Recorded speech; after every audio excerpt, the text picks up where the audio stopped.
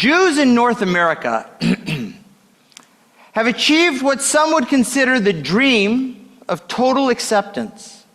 There's no profession, no position in communal or government leadership, and no socioeconomic status that's not available to and occupied by members of the Jewish community. There are organized Jewish communities and a Chabad in every state and territory in the United States and Canada, and thus we are no longer tied to living in a confined area, a shtetl, a ghetto, Brooklyn. Just another name for something like that. As many of you know, we don't even need to remain identified as Jews. We can hold on to our Jewish identity tightly, or we can attempt to hide it like Alan Konigsberg did. No, it's good. Woody Allen, Lawrence Harvey Ziegler, Larry King, Natalie Hirschlag, Natalie Portman, Eric Weiss, Houdini, Chaim Witz, Gene Simmons, Robert Zimmerman, Bob Dylan, and yes, there's nobody looking over our shoulders to see if we're keeping Shabbat or keeping kosher, cheating in business deals, gossiping about others in the community. There's no threat of getting expelled from the Jewish community, and nobody's going to withhold synagogue honor from you on Shabbat if you refuse to put on tefillin on Monday. Nobody's going to say, well, you are what's called a kofer l'Torah. You are rejecting Torah, and therefore we can't give you an honor. It just doesn't happen anymore. And yet, at the same time, Judaism is a religion, a belief system, and a communal system of interpersonal relationships that is, at its heart, is based on a sense of obligation stemming from the mitzvot we learn from the Torah. The Torah is seen, metaphorically, is called an Eitz Chaim, a tree of life, that God gave us, the Jewish people, to sustain us in the world.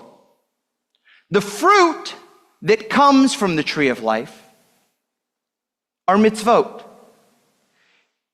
Each family, each person takes those mitzvot off the tree, they take them to their own kitchens, and like other things in our world, fruits that we harvest, they transform them into the rituals and traditions that sustain us as individuals, as families, and as communities of the larger Jewish people. But if we're no longer connected to the tree,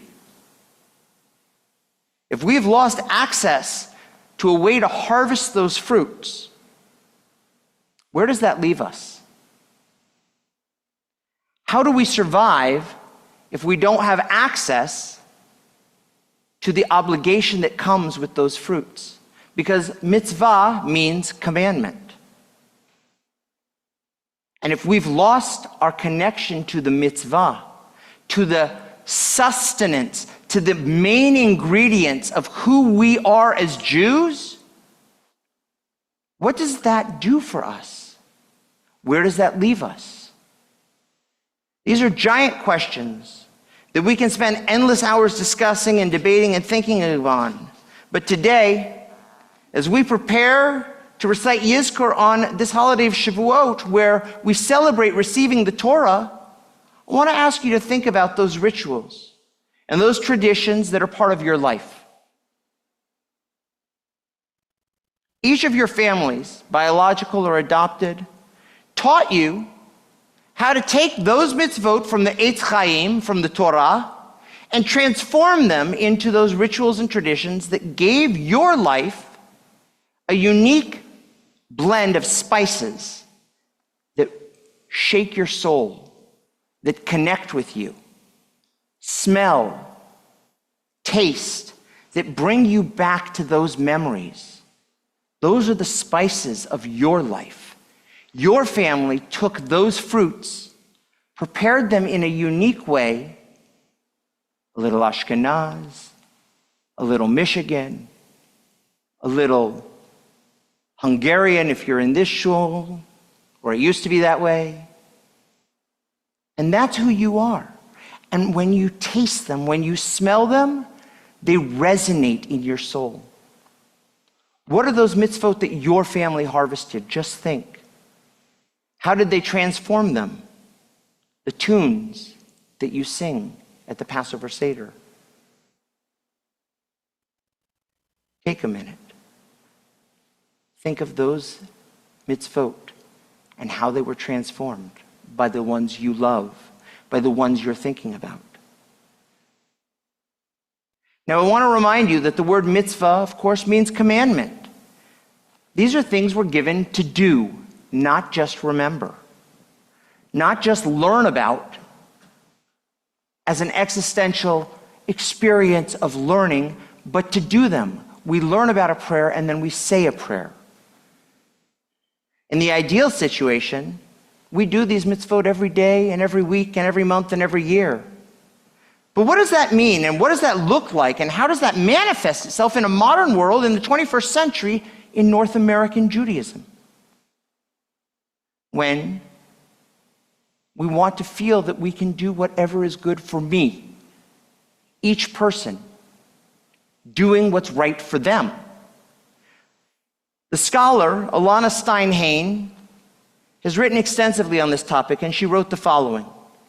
While we as 21st century people do not always like to be told what to do, and we can experience being told what to do as disempowering, there is also a sense that the existence of an institution, a tradition, or a legacy depends on our willingness to actualize it, and that is empowering. If people believe that Judaism is worth preserving, she writes, then being the guardians of its preservation, without whom it will not be preserved, is actually extremely meaningful. In other words, obligation is not only about the past, but our obligation is about the future as well. Not only about receiving, but about nourishing, transmitting, and shaping. She writes, much like conversations about climate change, discussions of obligation have to assume our desire to shape a brighter future. What do we want Jewish life to look like in the coming generations? And how can we be the ones to shepherd it there? In a way, obligation here becomes synonymous with responsibility for the future. Obligation becomes responsibility for the future.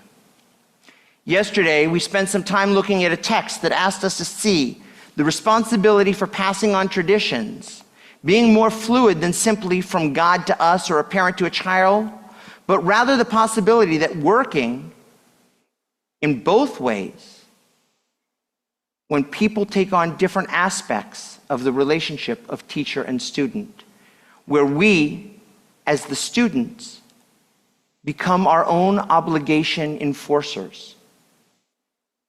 As we prepare for Yizkor, I again want to ask you to think about those who passed on obligations to you, how you may or may not have absorbed them, even rebelled against them, and then transformed them in your own lives. Then at what point did you become the filter through which those obligations were experienced and passed on? What was the process of transformation, the process of reinterpretation, and finally, the process of actualization you went through? Now, what is the obligation that still rests on your shoulders to ensure that these holy and unique fruits that grow on the Eitz Chaim, on this holiday of Shavuot, won't simply fall to the ground, melding back into the earth, but will be plucked in their peak of ripeness and transformed into those special rituals and traditions that make us the Jewish people who we are.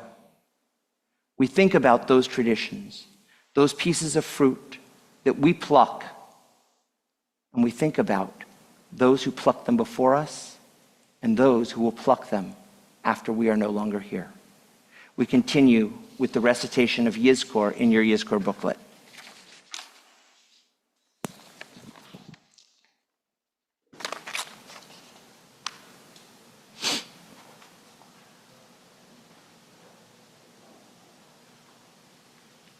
We rise as we turn to page, if you are able, we rise as we turn to page 6 in the Yizkor booklet.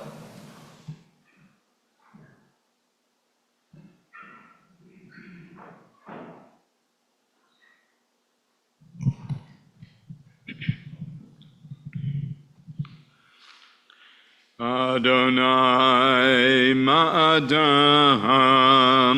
v'teda'ehu ben enosh v'techashvehu Adam lahevel dama yamav ketzel over Baboker yatzit v'chalaf la'erev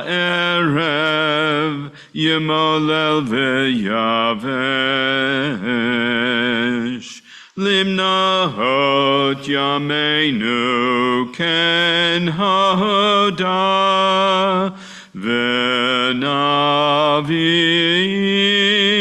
levav chokhmah.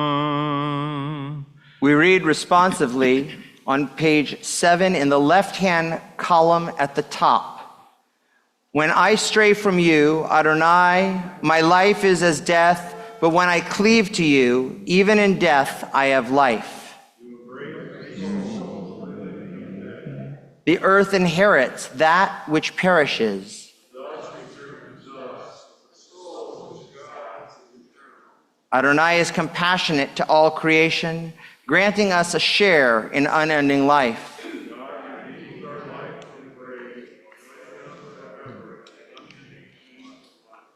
May we preserve the memory of those we love and are now gone through charity in deed and thought.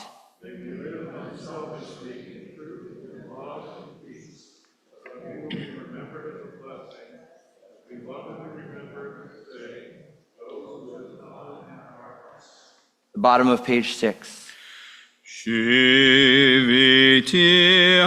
Adonai l'negdi tamid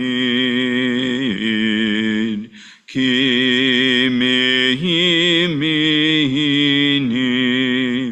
bal emot lachen samach libi vayagel kvodi af besari yishkon lavetach af besari yishkon lavetach. The deaths of those we now remember left holes in our lives, but we are grateful for the gift of their lives, and we are strengthened by the blessings that they left us and the precious memories that comfort and sustain us as we recall them this day. On pages 8 and 9, you will find the appropriate prayers for those that you are holding dear and thinking and remembering today. I ask that when you are done with your own prayers and those you want to say Yizkor for, that you simply raise your eyes and look up at me. I want to make sure to give everybody enough time to say the prayers they need, and so I'll be looking for your eyes once you've finished.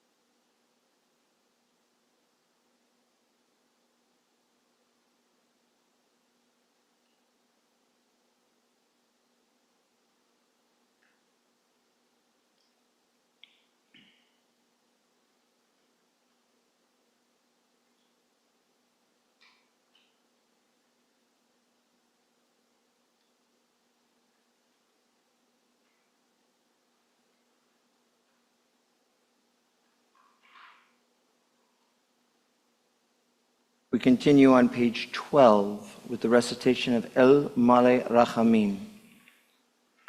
El Male Rachamim Shochen Bamromim Hametzei Menucha Nechona Tachat Kanfei Hashchina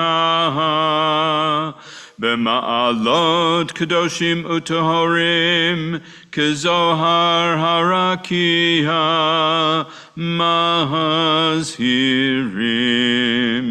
L'nishmahot kol ela shehizkarnu hayom livracha shehalchu leolamam began Eden tehi menuchatam Ana Baal Harachamim Hastirehim B'tzeiter Knafecha Leholamim Utzror B'tzror HaChayim Et Nishmahotehem Adonai Hu Nachalatam V'yanuchu v'shalom al mishkavotehem v'nomar Amen. Exalted, compassionate God, grant perfect peace in your sheltering presence among the holy and the pure, whose radiance is like the heavens, to the souls of all those we have recalled today. May their memory be a blessing, and may they rest in paradise. Master of mercy, may they find eternal shelter beneath your sheltering wings. May their souls be bound up in the bond of life. Adonai is their portion. May they rest in peace, and let us say, Amen. The 23rd Psalm. Mizmor leDavid, Adonai ro'in laho hechsar, bihinot desheyar bitzeni, amei menuchot yenachal Aleni, Nafshi Yeshovev, Nafshi Yeshovev, Yancheni v'maglei tzedek, Leman Shemo, Gam ki elech begeit zalmavet, lo irara ki ata imadi, shivtecha umishantecha, shivtecha umishantecha, hema yenachamuni, taroch lefanai shulchan, taroch lefanai shulchan, taroch lefanai shulchan, neged zorerai, dishanta v'shemen roshi, dishanta v'shemen roshi, dishanta v'shemen roshi, kosi revaya,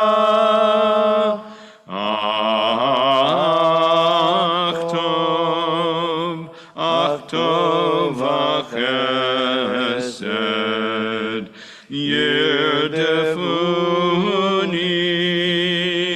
kol yemei chayai,